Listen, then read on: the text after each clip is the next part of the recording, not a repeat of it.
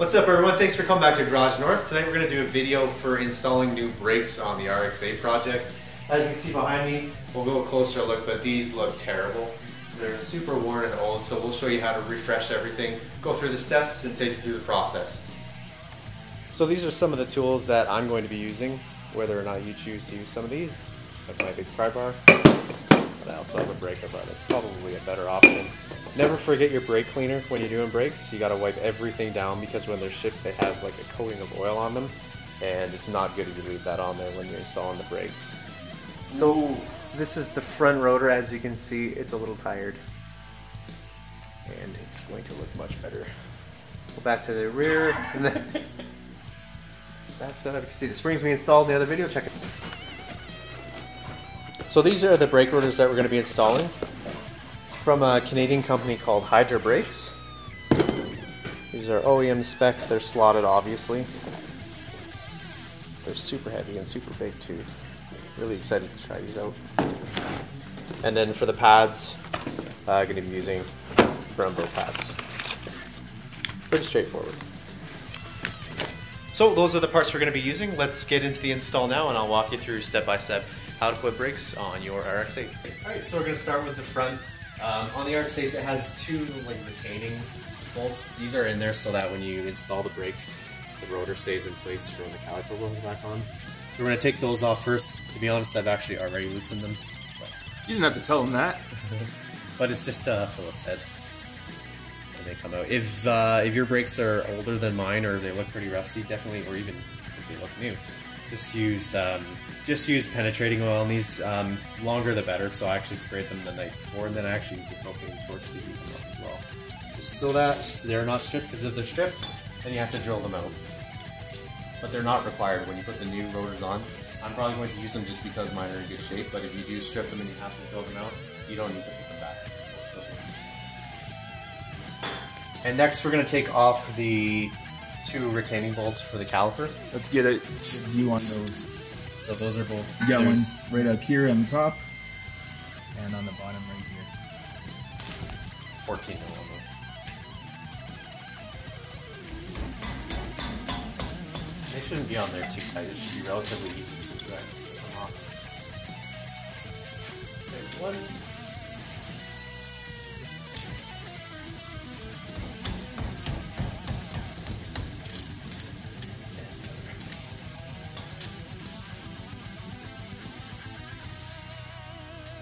You can take this all off with the bracket for the pads and the caliper as one assembly, but honestly it's 2 bolts.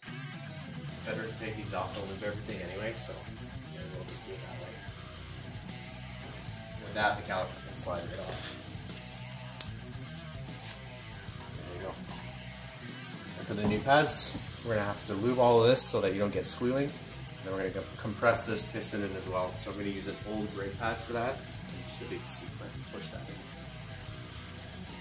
The trick is just to hold them up on the spring so that you're not putting any tension on the line for the brakes. Alright, so now we're just going to take the pads off. Pretty straightforward.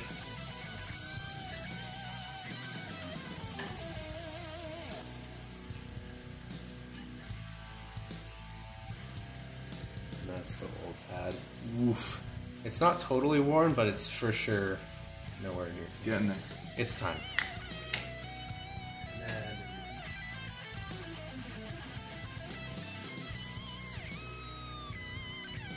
That one is done. Yeah. You see that's where the piston pushes up against the pads. They push up the rotor. So next we're just going to take the 2 bolts off that are holding this bracket in, and then I'll show you how to get the rotor off after that.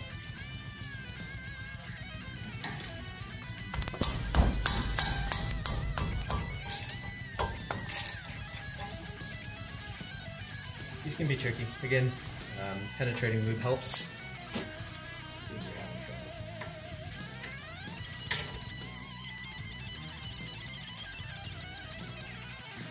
I'm using a 1/2 inch for this. Oh, did you get my temp tattoo in there, by the way? Oh, that is permanent right there. That's for you, Harlan.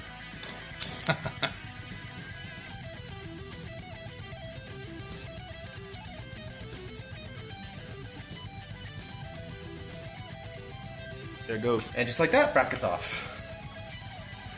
You want to make sure that these are not seized up. You should be moving freely, like that.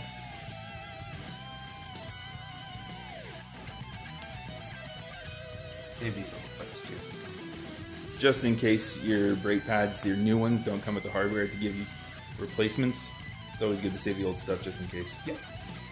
So for removing the rotor, a lot of the times, almost every time I would think, unless it's brand new, it's probably going to be pretty attached to the hub here. So there's multiple ways to get it off. Not recommended, but you can just smack it with a hammer. I mean, you're going to be throwing these out anyway.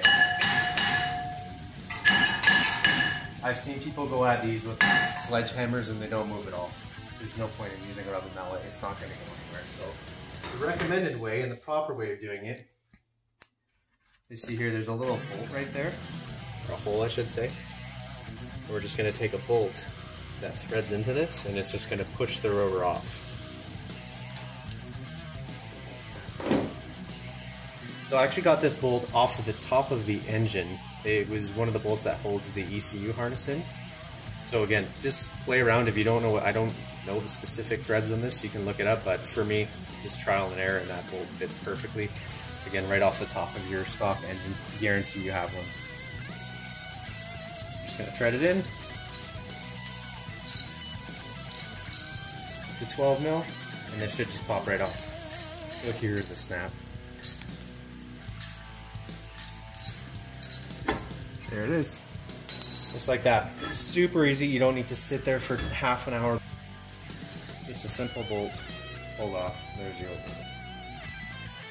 So what we're going to do with this, I'm going to take this off, just clean it up a little bit, and we're going to put some anti-seize on there so that we avoid having rotor seize into the hub. Alright, so now we're going to compress the piston in. With the new pads, obviously, they're a lot thicker than the old ones. So when you put the new ones in, with this still pushed out, you're not going to have room to fit the rotor in between. So we have to push this down. What we're going to do to do that, accomplish that, is use the old pad against the piston. And then I just use a crappy C-clamp on it.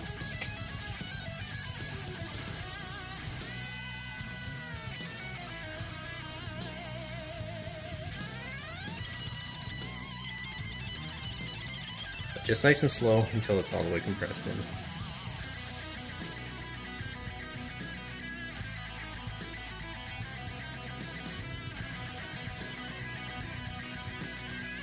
It's in. C-clamp comes off. And now you can see it's fully in the housing. And we're just going to loop this up with specific caliper grease. Alright, so these are the new Brembo pads. Lots of meat on there compared to stock. So let's throw these in.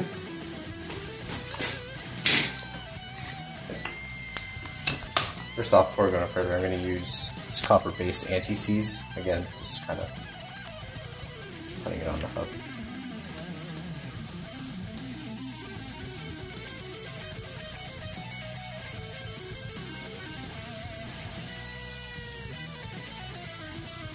So I'm just using a silicone ceramic brake lubricant. It's very specific, so it doesn't damage any of the rubber. And I'm just going to put these on pretty much any surface that the pads are going to be touching other than the rotor. This is just to prevent any sort of squealing or that annoying screeching sound that you get in some brakes. Helps prevent it. And then I'm also going to put it just on the back of the pads as well, just wherever the caliper and bracket touch.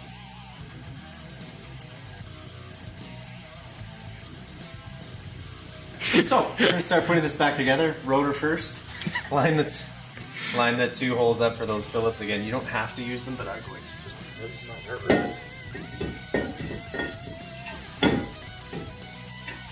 And you can see if you don't have these how it kind of loose. So we're going to put those back. Just so we're not fighting with the rotor the whole time.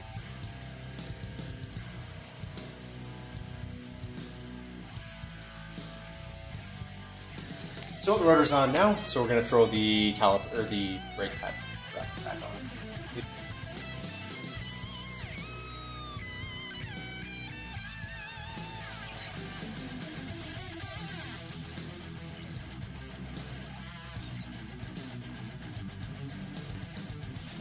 clean brakes are your friend. So once I'm done everything, I'm gonna spray these again with brake cleaner just to make sure that it's got a clean surface. You don't want any contaminants on these when you're first braking them.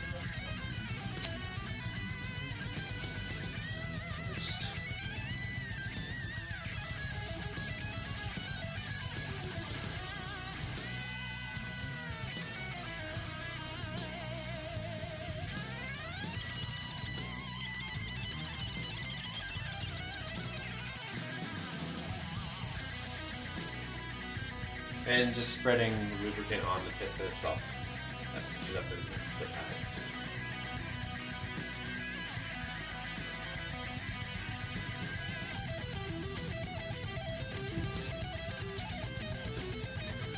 Go into your slide pins. These don't get torqued down too much, so make sure you definitely follow spec.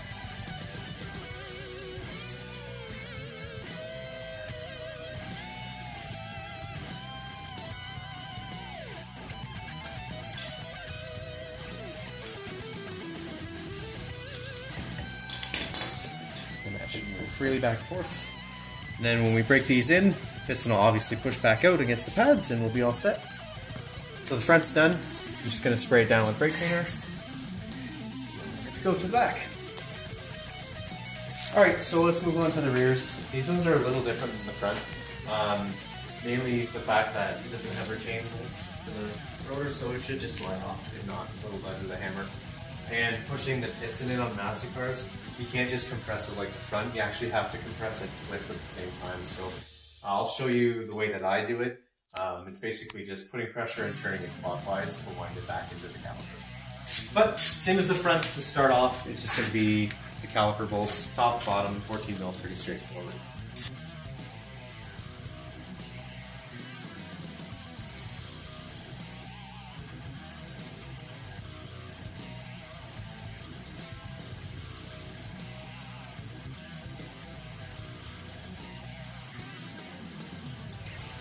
So this shows the difference. The front brakes just have a smooth surface on the piston, and as you saw, we just pushed it straight in. This one has little grooves. So there's a tool that Mazda makes that attaches to the top of this piston and then the back of the caliper. And you basically literally just twist, takes 2 seconds. I don't have that tool though. Brady does, but he didn't bring it because he's a genius. So we're gonna do it my way. And that's basically literally just using big pliers and pressure, and we'll figure it out. So this is what I use to turn the piston. Make sure you're getting under the lip of the rubber so you're not twisting the rubber too. We're just gonna go clockwise. Once you break it loose, it'll get easier as you go, because you do have to apply a little bit of pressure. Honestly, just using my thumb was enough to push it down. But the idea is the same as doing the front. Just gonna twist and push it back into the caliper.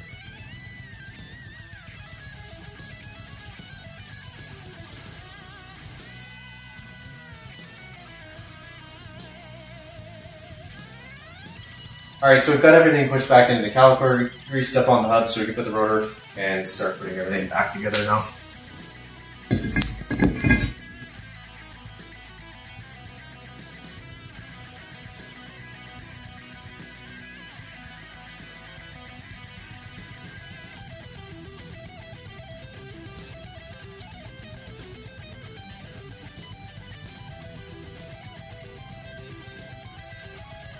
Alright, so we got everything greased up, assembled, pads are back on, everything is good to go, pistons pushed back in, you're going to slide that back over.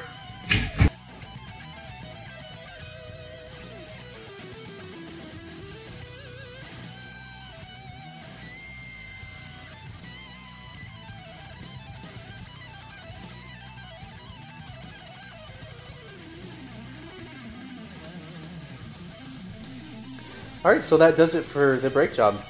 Anybody can do this. Anybody with any decent set of tools and knowledge can do a brake job. It's not that bad. But we just kind of wanted to document it on this project just to show you how it's done. It looks so much cleaner. I'm excited to get these on there. Check whenever you do brakes. A lot of companies use different braking procedures. So make sure you definitely look at the proper break-in procedure and follow it as well to make sure that everything beds in correctly for when you're driving around. All right, guys, thanks again for watching the video. Hope you enjoyed the brake install. Next up, What are we doing next? so next up it'll be the wheels and tires for this car. I'm not going to show them yet. I do have them. They're right behind me, and if you've seen it in the other videos, it's actually an Easter egg, and you can see what they look like. But that's what we're going to be covering next. I'm not sure when that video is going to be out, but hopefully soon. Don't forget to subscribe if you like the content that we're creating so far. It helps out a lot. Leave a like, leave a comment. We really appreciate your support, and thanks for watching.